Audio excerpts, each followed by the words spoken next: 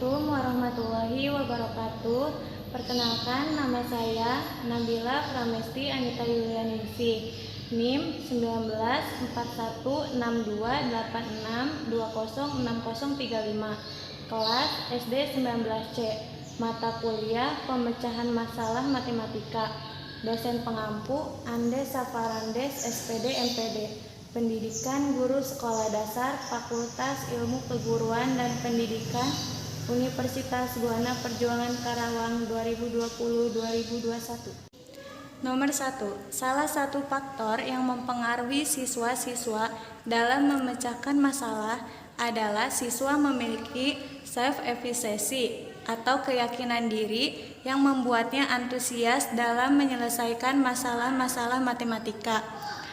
A. Jika ada siswa-siswa yang belum memiliki keyakinan diri atau self-efficacy dalam menyelesaikan masalah-masalah matematika, apakah penyebabnya? Jawab. 1. Pengalaman awal, yaitu pengalaman terhadap tugas-tugas menyelesaikan soal cerita.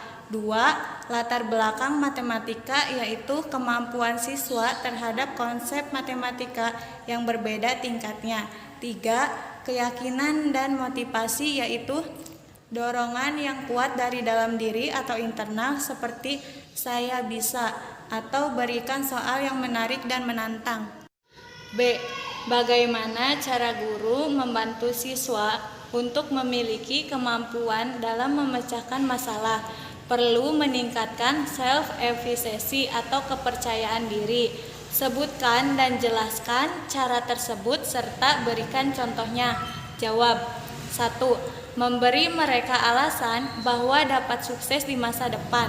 Contohnya, kamu pasti bisa mengerjakan tugas ini jika kamu rajin belajar. 2. Pertimbangkan masteri. Contohnya, beri penghargaan karena telah menyelesaikan tugas. 3. Ajarkan strategi spesifik. Contohnya, menyusun garis besar dan ringkasan. 4. Bimbing siswa dalam menentukan tujuan. 2. Berikut ini merupakan metode dan teknik pemecahan masalah matematika. Coba jelaskan contoh dalam setiap metode dan teknik tersebut. A. Teknik keterlibatan siswa. 1. Teknik keterlibatan siswa secara lisan. Contohnya, kegiatan menghitung. Misalnya, 1 ditambah 1 sama dengan 2, dan seterusnya. 2.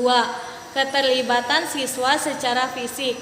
Contohnya, siswa diminta menghitung menggunakan jari untuk menghitung banyak teman di kelasnya.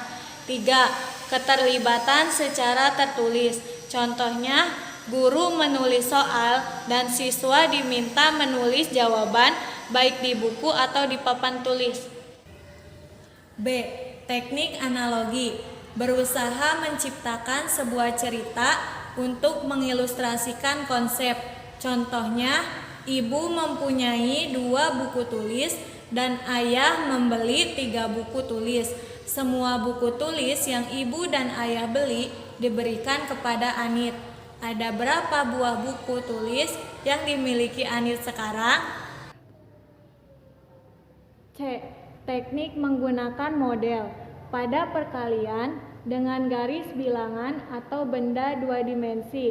Contoh, 3 dikali 4 diartikan dengan 4 ditambah 4 ditambah 4 sama dengan 12. D. Teknik permainan. Contoh, permainan kubuk, yaitu permainan menggunakan biji. Pemain yang mendapat giliran main akan menebak jumlah biji yang diperlihatkan oleh pemain jaga. Misalnya, 5 biji yang disimpan dalam tangan kanan dan kiri. Pemain akan menebak jumlah biji yang ada di tangan kanan dan kiri. E. Teknik simulasi atau bermain peran. Seorang murid perempuan bermain peran sebagai ibu dan seorang murid laki-laki bermain peran sebagai ayah. 3. Berilah contoh membuat rencana penyelesaian masalah yang dilakukan siswa SD. Jawab. 1. Membuat gambar atau diagram. Contohnya, jika kamu membeli perangko di kantor pos, biasanya perangko itu saling menempel. Jika kamu membeli 3 perangko yang saling menempel, ada berapa kemungkinan bentuk susunan perangko? 2. Menemukan pola. Contoh, sebuah pulau berpenduduk 500 orang. Tiap 15 tahun, penduduk tersebut jumlahnya menjadi 2 kali lipat. Berapa penduduk pulau itu dalam 15 tahun mendatang? 3. Membuat tabel. Contoh, seorang direktur menjanjikan bonus Rp10.000 untuk minggu ke-1.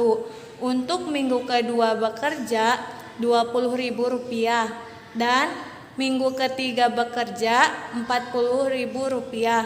Berapa besar bonus yang dijanjikan pada minggu ke-10? Strategi kerja mundur. Contoh, jika jumlah bilangan bulat adalah 12, sedangkan hasil kalinya adalah 45, tentukan bilangan tersebut. Sekian dari saya, kurang lebihnya mohon maaf. Wassalamualaikum warahmatullahi wabarakatuh.